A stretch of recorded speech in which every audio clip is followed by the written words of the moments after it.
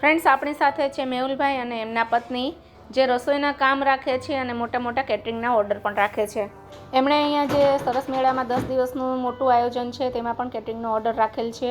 Friends, અમે પણ અહીંયા જમીએ છીએ, એમના હાથની રસોઈ જમેલા છીએ. એક નંબર રસોઈ બનાવે છે, બહુ જ સરસ રસોઈ બનાવે છે. અને હા, એક કેશોદમાં પણ એમનો ડાઇનિંગ હોલ છે. ચાલો ફ્રેન્ડ્સ, આપણે મેહુલભાઈ સાથે થોડી વાતો કરીએ. મારું નામ મેહુલભાઈ છે, મારું ગામ મેસવાણ છે.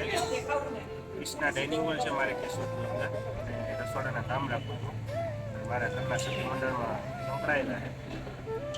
અત્યારે અમે જુનાગઢ સરસ મેળામાં આયોજનમાં રાખેલું છે કામ.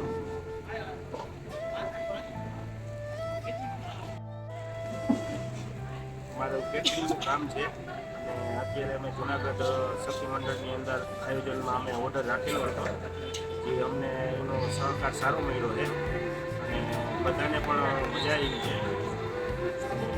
હવે કોઈ પણ આગળના કોઈ ઓર્ડર કે આ કે હશે તો અમે લેશું, એનો સંપર્ક મળે અમને એ અમારી શુભેચ્છા. અમારા કેટરિંગના ઓર્ડર અત્યારે લગ્ન પ્રસંગના અમે બધા રાખીએ છીએ, અને અમારા મોટું આયોજન છે અને લગ્ન પ્રસંગના ઓર્ડર લઈએ જ છીએ અમે. આગળ કોઈ મળે તો આપણે રાખવાની છે. તો આ જે રસોઈમાં બની છે પાઉંભાજી, તમે જોઈ શકો છો.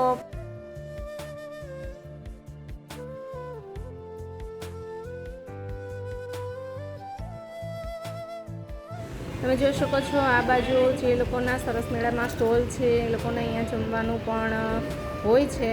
તો અહીંયા એક બાજુ જે આ પાઉંભાજી બની રહી છે ને, આ બાજુ બધા ગરમા ગરમ પાઉંભાજી જમે છે.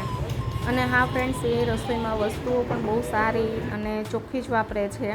એટલે કોઈને પણ કેટરિંગનો ઓર્ડર આપવો હોય તો આ લોકોને ચોક્કસ આપજો, એ બાને આપણે એમને હેલ્પ કરી શકીએ.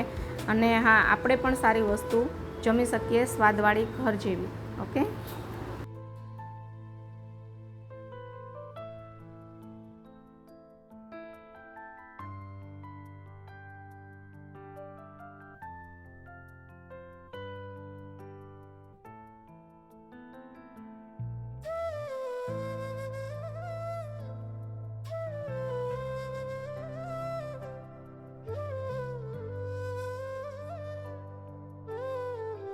બસ હવે જમવામાં અમે 5-6 જણા જ બાકી છીએ, અને હજી પાઉં શેકાય છે.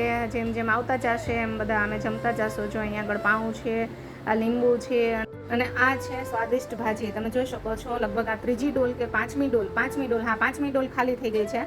અને આ છે ડુંગળી ટમેટાનું સલાડ છે, સાથે પાપડ છે, અને હા ઠંડી ઠંડી સરસની છાશ છે. બહુ મજા આવે એવું જમવાનું છે, અને બધાય કહેતા હતા કે નહીં, જમવાનું બહુ સરસ બનાવે છે. આજે તો ઠીક છે, પણ કાંઈ એટલું સરસ હોય છે જમવાનું.